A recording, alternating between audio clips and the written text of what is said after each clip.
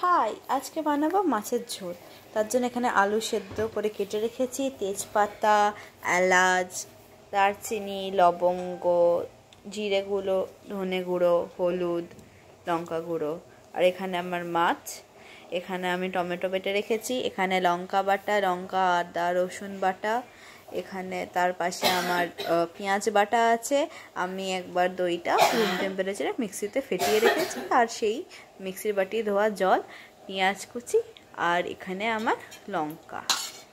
এইটা দিয়ে আমি বানাবো, এইগুলো আমার উপকরণ।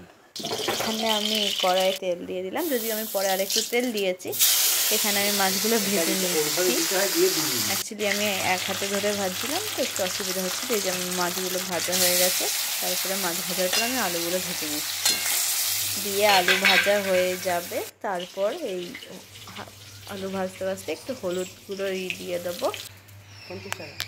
আলু তুলে রেখে এখানে আমি ফোড়ন দিচ্ছি তেজপাতা, দারচিনি, এলাচ, লবঙ্গ। এটা আমি ফোড়নে দিচ্ছি। দিয়ে তারপরে একটু কষিয়ে আমি পেঁয়াজগুলো দিয়ে দিচ্ছি। খুবই অল্প তেলে রান্না করছি, আপনারা দেখতে পাচ্ছেন। এখানে আমি লঙ্কাও দিয়ে দিলাম।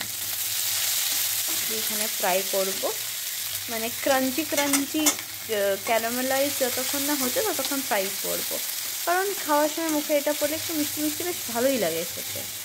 যেখানে আমি ফ্রাই করে নিচ্ছি পেঁয়াজগুলো।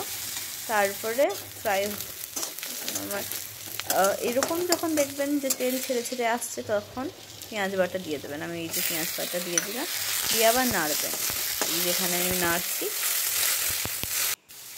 তারপরে আমি এখানে এরকম হয়ে যাওয়ার পর যে জিঞ্জার গার্লিক আর গ্রিন চিলি পেস্টটা বানিয়ে রেখেছি, সেই পেস্টটা দিয়ে দেবো। দিয়ে দিলাম আমরা, দিয়ে আবার নেড়ে নেব, নেড়ে মিশিয়ে নেব। এবার এরকম যখন কনসিস্টেন্সি হবে, তখন আমরা এখানে টমেটো বাটা যেটা আছে আমাদের, সেই টমেটো বাটাটা দিয়ে দেবো। এখানে আমি একটু কাঁচা পাকা টমেটো নিয়েছিলাম, তাই জন্য এরকম লাগছে। আর যদি পুরো পাকা টমেটো থাকে তাহলে গ্রিন কালারের হবে, সরি রেড কালারের হবে। এই মা, কি বললাম আমি। এখানে আমি ভাজছি মশলাটা, গ্যাসের ফ্লেমটা বাড়িয়ে নিলাম। ভাজার সময় ভাজবো যতক্ষণ না তেল ছেড়ে দিচ্ছে, ঠিক আছে। তারপরে এখানে আমি ভাজছি, আর যা সুন্দর গন্ধ বেরিয়েছিল না এই সময়, দারুণ গন্ধ বেরিয়েছিল। এই সময় আমি যে গুঁড়ো মশলাগুলো আছে, ধনে গুঁড়ো, জিরে গুঁড়ো, তারপরে হলুদ গুঁড়ো আর লঙ্কা গুঁড়ো, সেগুলো দিয়ে দেবো। সেগুলো দিয়ে আমরা আবার নাড়াতে শুরু করবো।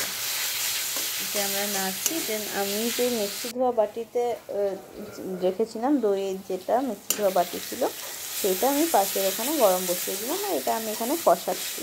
এরকম যখন তেল ছেড়ে ছেড়ে দেবে, তখন আমরা দইটা দিয়ে দেবো। দই দিয়ে দিলাম আমরা। দইটা, এটা দই মাছ কালিয়া, এটা মানে আলু দিয়ে খুবই টেস্টি হয়। সে নাম জানি না, বাট এটা আমার রেসিপি বলতে পারেন। খুবই টেস্টি হয় খেতে।